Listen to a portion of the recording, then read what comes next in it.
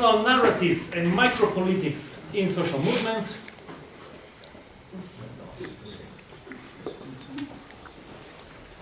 Violence, purpose, love in social movements.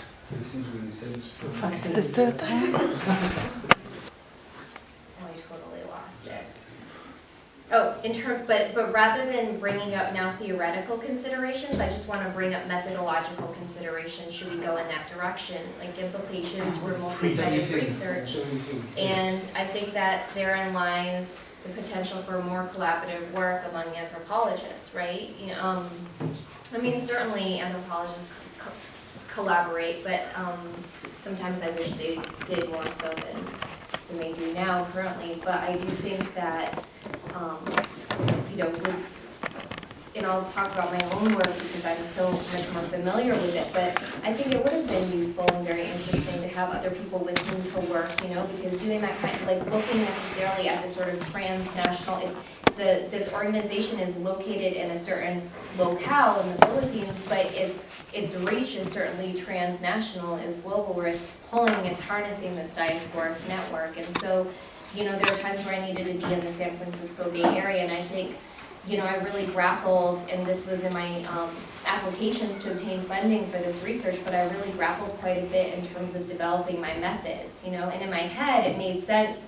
to do this multi-sided transnational research, but in terms of actually executing it, I found it a little bit difficult. And so I do think that, am I making sense, you guys? Yeah. So I do think that it is necessary to look theoretically at these global transnational networks, and also the extent to which it also, how we might develop new methodologies around it as well, and new opportunities for collaboration with one another. Anybody else wants to? I think that should be discussed, the impact of tools like Facebook on social movements. So about the social network, the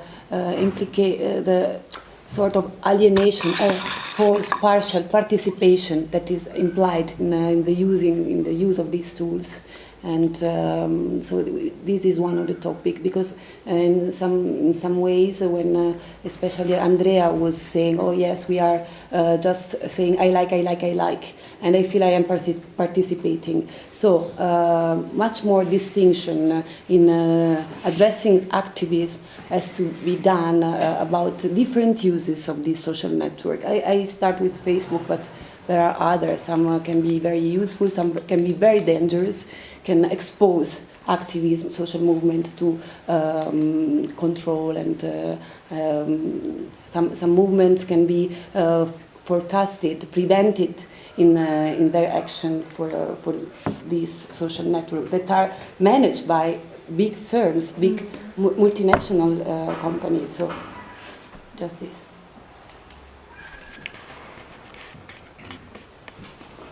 Again, this connects with that topic which I suggested, somehow, because from the example in Slovenia, using in social movements, social networks like Facebook, and the other is somehow connected with criminalization of social movement itself, or the moment of protest, uprising, and so on, because people who were, or groups who were much more exposed on Facebook, they actually, nowadays what is happening in Slovenia, they're getting fees to pay. They were criminalized. They're criminalized, and it's not so innocent to use somehow a Facebook today, to be involved in social movement, to be somehow seen, exposed to the site, because actually what was happening to us, we were under surveillance, we were, they filmed us, the government, we were getting calls at home, what are you doing, and so on, the first thing is somehow to be, okay, as put it can be anthropological research, but if you have some kind of speech or representation, which can be also exposed from the anthropological point of view, it can damage you somehow, you know, and so maybe we can, I don't know, this is my thing, what I wanted to say. I can add something. I don't know if okay. As I said, there are some, this ethnographic appreciation, there are some people and groups that they're engaging themselves intentionally in a way to specific activist actions. So we can see the networking happening as materiality. Specific ideas like, for example, the indignance. Yes, that's as an idea, it dispersed all over the world in just 1 month, and we witnessed that in Greece, for example, in other places, the same, let's say, core of movement happened again. So we can say that there is that the action of specific groups brings specific materialities in different places of the world. So we see common ideas emerging in different places. Yeah. So I'm really interested in knowing more about the way that people who analyze social movements, what they're seeing and thinking about the way people are using media, film, Facebook, blogs. I remember with General Marcos, people would know immediately about what was happening there. They would know it around the world because he sent out messages, right, through email and listservs, and I imagine, I don't know if other sorts of networks. So I think on the one hand that's so important. On the other, I worry about perhaps overemphasizing that because of two reasons. One, not everyone has access. Mm-hmm.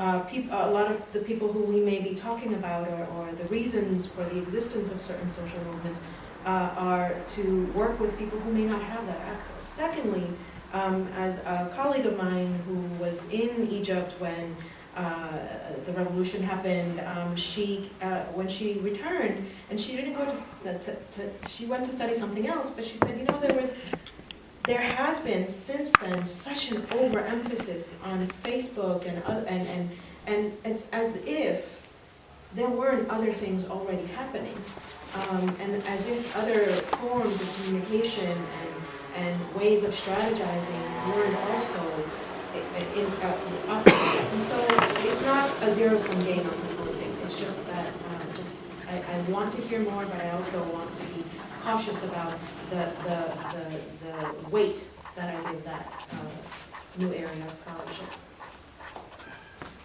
Just to follow up on that, I think it's when we look into Facebook and the internet, I think it's really important to look at the connection of Facebook with what is happening in real life, because sometimes on Facebook some things can seem very big, and then you go into the field and then there's just one person behind it. But I think that's really interesting as well, that it works that way. So I think we should problematize that, and that's really important to actually look at what the workings are, and also how what meaning people or media or politics give to it. I think it's important.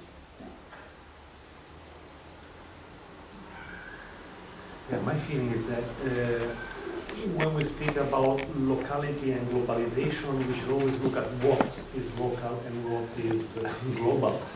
For example, taking your example on GTA or Ricardo's on the Fulani, what games are played at the global level? Is it just ideas traveling, or is it money, prestige, legitimation, international legitimation? I think it's very different if these sorts of things are moving. And I think while ideas circulate and can create positive interactions, once social movements start having their finances from a global network, that I think it becomes very dangerous. At least certain like global finances sponsoring by the social movement can trigger all sorts of dynamics which take the power from the grassroots to higher hierarchical levels of representation. Maybe we also have to pay attention at the relationship between the geographical scope of social movements and the geographical scope of the issue they mobilize for. I mean, maybe you can have a global social movement, but for a very specific and local issue. And then you can have the other way around. I mean, and maybe when we talk about locality and globalization, the problem is not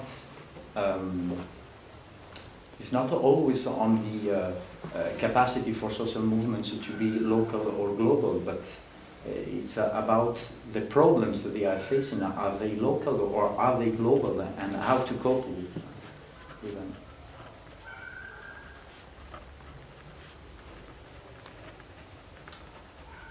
Yes, if there is nobody else on this point, we can move to the following one, which is we can take it balance, purpose, and love on social movements.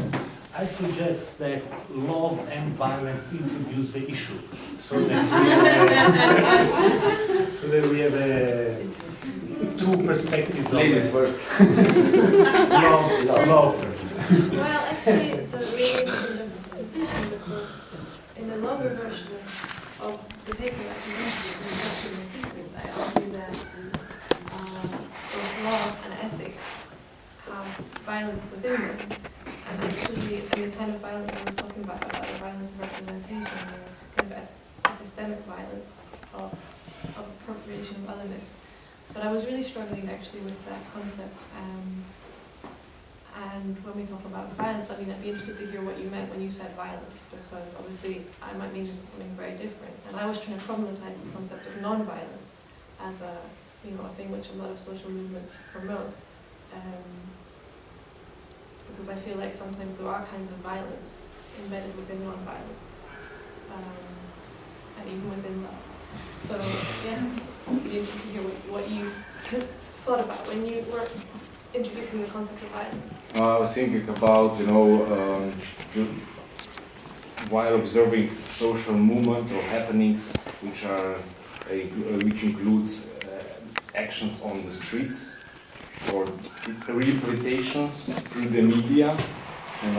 On the other one, from one perspective, you have people who are maybe angry, seen as angry, or do something, and media declared represent them.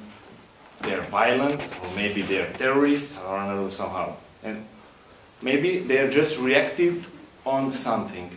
But to criminalize the action, you just use this violence thing. And I wanted to start from this point of view. But I want to hear your opinion about this interpretation.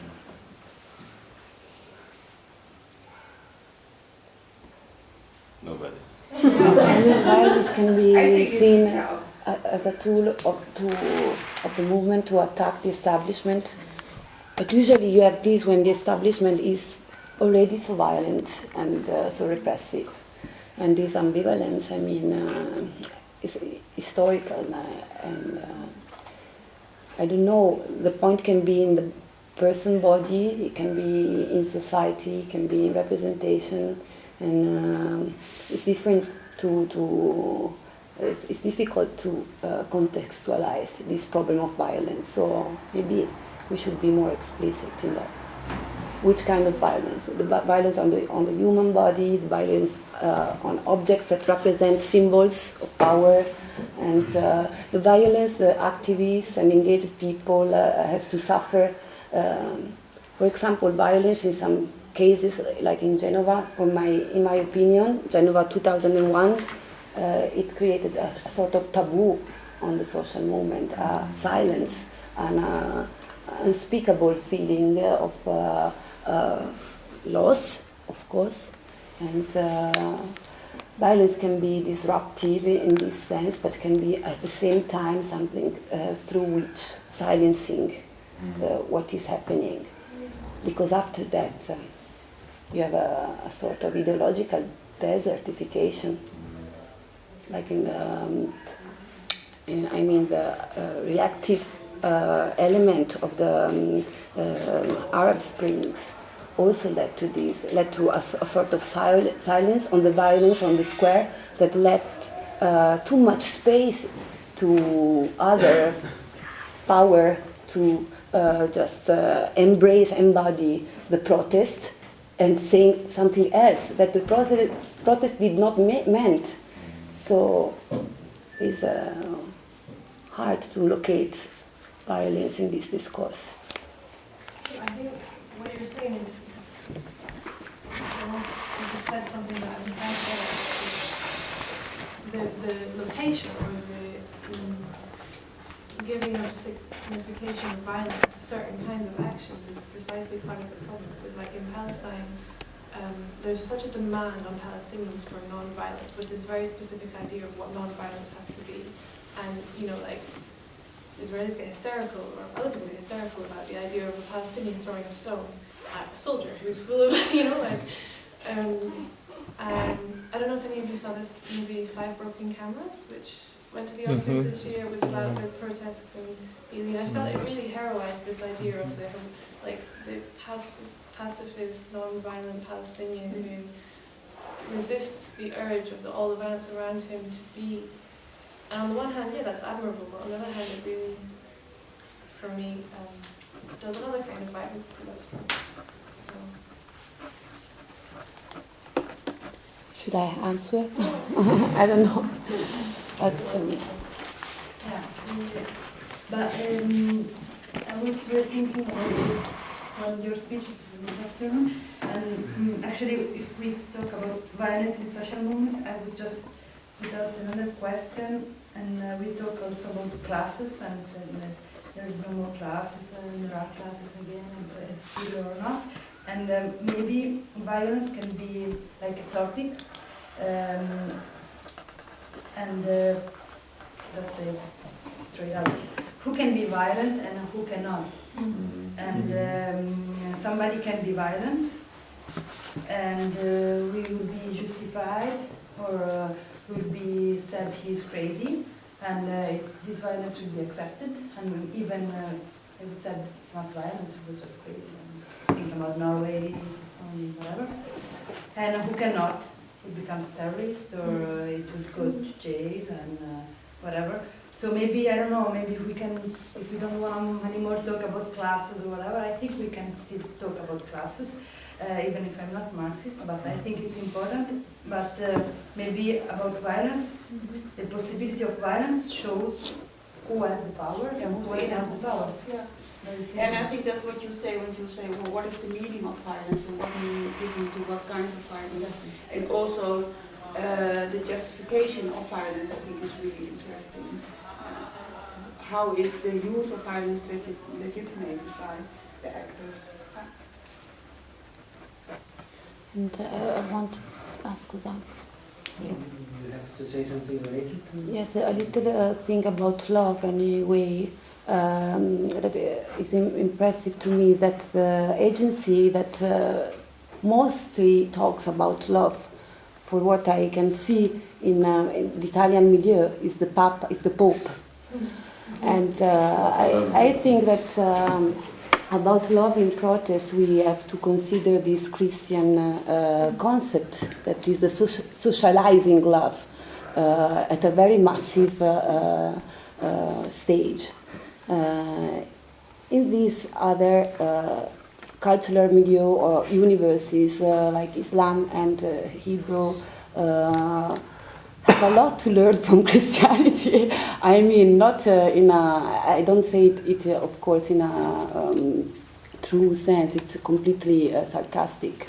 But it is very easy to manipulate a discourse on love. And this is very old, like the Pope can be, and the institution of the church can be. And this has been managed by evangelistic movements all over the world as well. So love is a very big issue for what concerns politicization of values and feelings. I think it can be seen both in leftist movements and rightist movements, but the very root of this ideology is Christianity at every stage of its development, especially after the reform and counter-reform.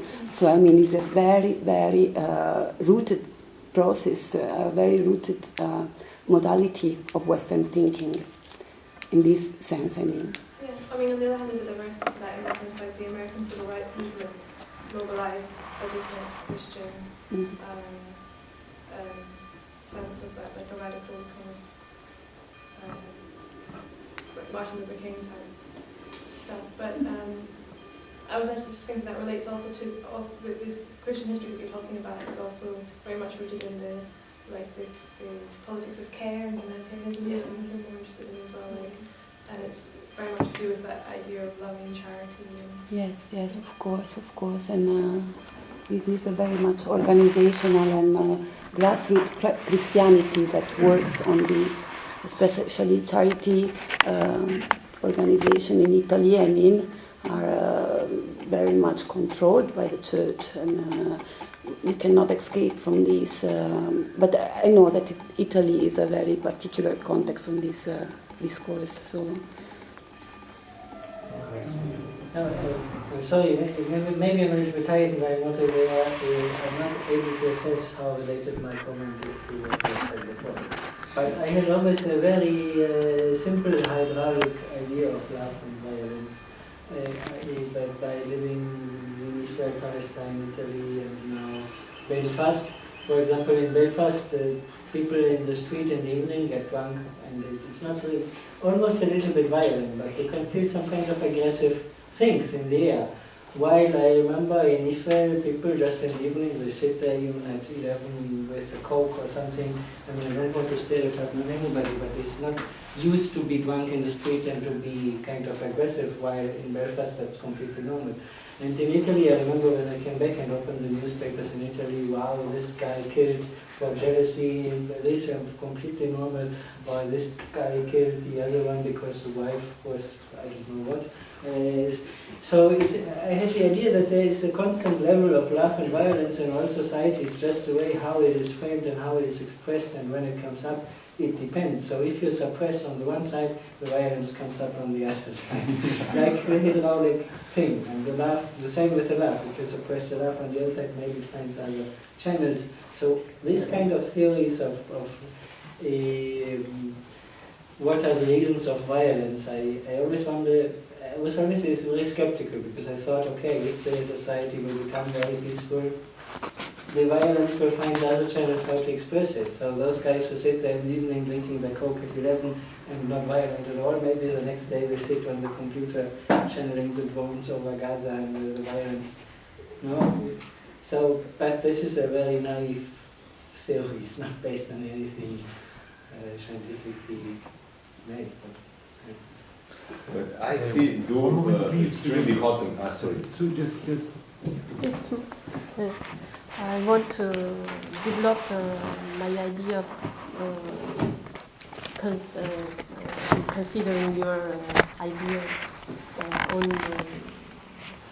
who are violent and who are not violent. I would like to think that there is not the person violent or not violent, because the same people in the movement, I think they can be violent or a little less violent in because they control as an activist control the opportunity for the movement. I saw in the French movement of the employed the same activist in the same occupation. They practice the differently their violence. One time they were excluded and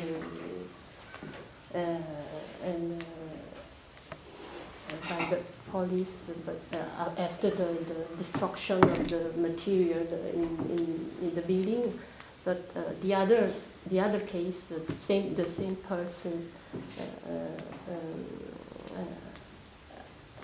have developed the scientific relationship with the intellectual of the École de haute études en sciences sociales. The two cases were practiced by the same media activists, I think. I will talk more after during time. It's okay.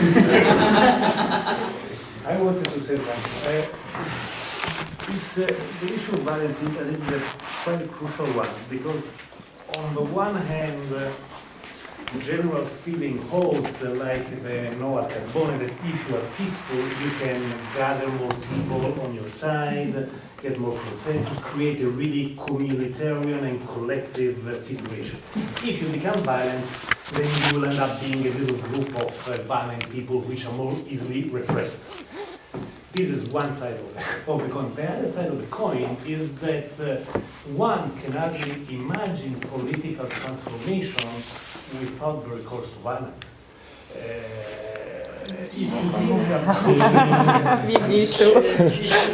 If you think about political history, I mean, 18th century, not only the French Revolution, but throughout Europe, there were uprisings for bread.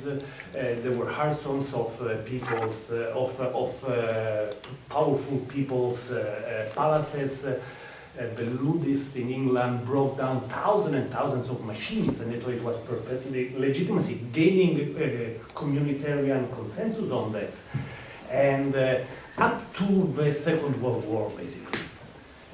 Up to the Second World War, then they convinced us that politics and violence were something completely different, and that all political activity should be conducted in only peaceful manners. And I think that was also very dangerous for social movement, because when you take direct action away from the movement, what you're left with often is just petitions to the government, electoral politics, which often proves unhelpful. So I think this is a big dilemma. Let's look at the Arab Spring. How many people died in the Arab Spring? First, as normally violence begins with violence on oneself. And this is happening also in Italy, like you kill yourself, you burn yourself. Before, I'm speaking about things that happen, I'm speaking about like, and then you start addressing violence against those that you feel are the cause of your unease, of your pain. Well, in the Arab Spring, hundreds of people have died, and that was a social movement that brought basically to nothing. So can we really envision a transformation of politics in this situation in which we have against social movements an incredible array of coercive means, the police, the army, without recourse to violence? I'm not saying it is nice, I'm not saying it is necessarily unavoidable, but I think the issue is something that we should really think about, because I think it's very naive to expose the idea that we were brought up with, that political activity should be completely peaceful and think of it as being potentially successful while being completely peaceful. Now I have to say something, sorry. Wait, Ricardo first, because you already spoke. About violence today, I think for the French Revolution you could, cut the head of the king. Now, when you use violence, against what? I mean, you can kill someone in the government, but you're not changing the global capitalist system. The problem with violence today, from a pure strategic point of view, is against what? So you use violence against a bank. So what? So what? This is only symbolic, okay? Because you have media, and so you have the camera for taking the picture of violence against the bank as a little, I don't know how to say, manifestation of the capitalist power, but you're not cutting the head of the king. So violence against what? And also, to what extent you use violence? To what extent? And for, I don't know, for a researcher, to what extent of violence are you still present in the researching or in being there? In an economic sense, violence is useful to underline the violence of the system. It is quite nihilist point of view, of course. So you use violence to say that the system is violent? Yes, of course. I interviewed many activists, they say that. But this is not this is not violence for a political transformation of reality. Okay. This is in a... Not for the accomplishment, no, perhaps it's a step. I don't know. Alex, and then, well, I think we choose a good topic because we're really discussing about this. I already spoke, but I can...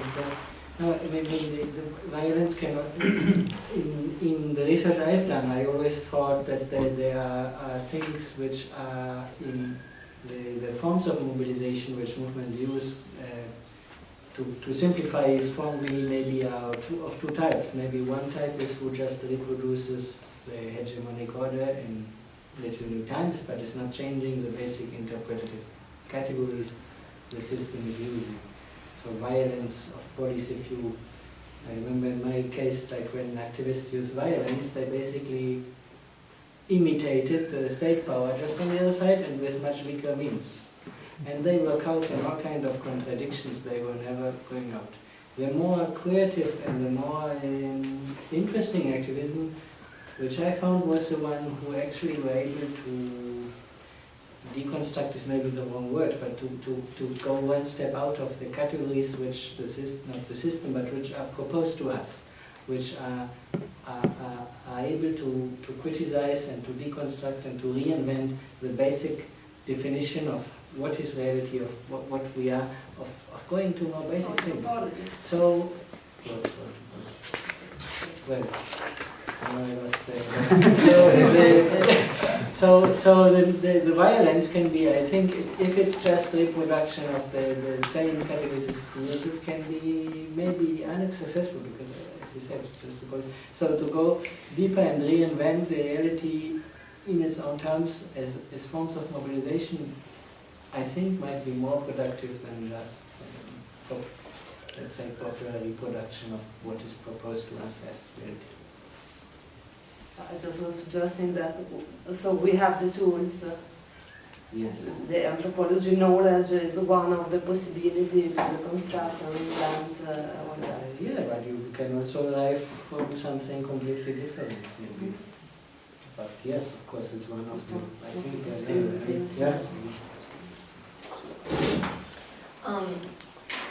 So I'm pretty tired too, so I'm going to try my best to articulate this. But when you talked about chopping off the king's head, you know, I was just thinking how the nature of violence and what constitutes violence now has shifted under increasingly financial flows, right? So this hyper-financialization of really everything. And so when I think of violence on the part of, say, the state toward a certain people, a group of people, you know, I think about state embargoes, right? Cutting you off from funding sources, you know, blockades, so on and so forth, right?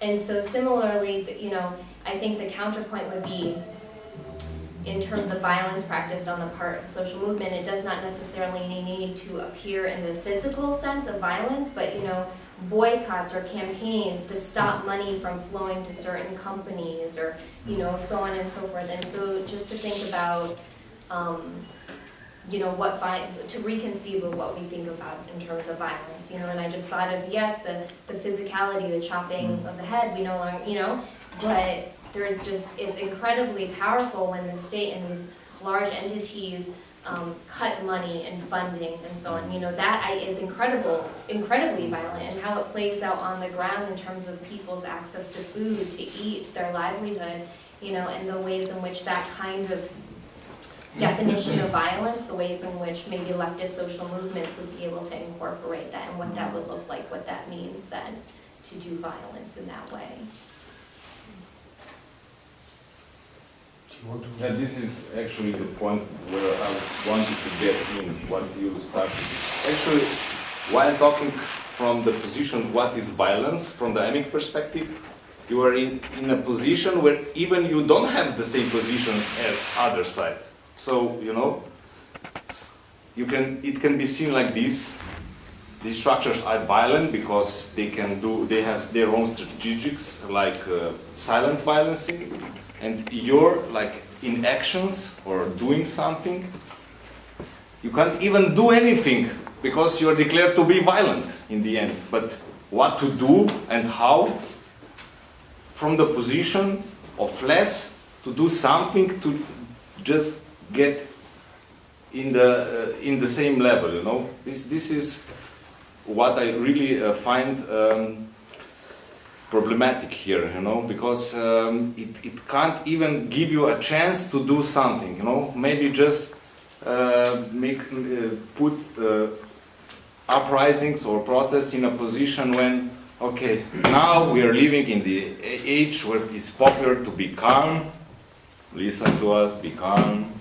We need silence. We need calm protests, And these are things which I really find that are. Really,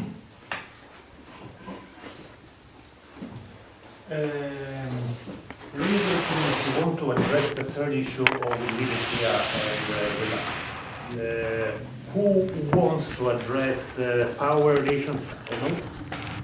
Yes, power relations, hierarchy, movements, and representation, and who is tired? Who wants to talk about this? 10 more minutes? Who doesn't want to talk? Who doesn't want to talk about this?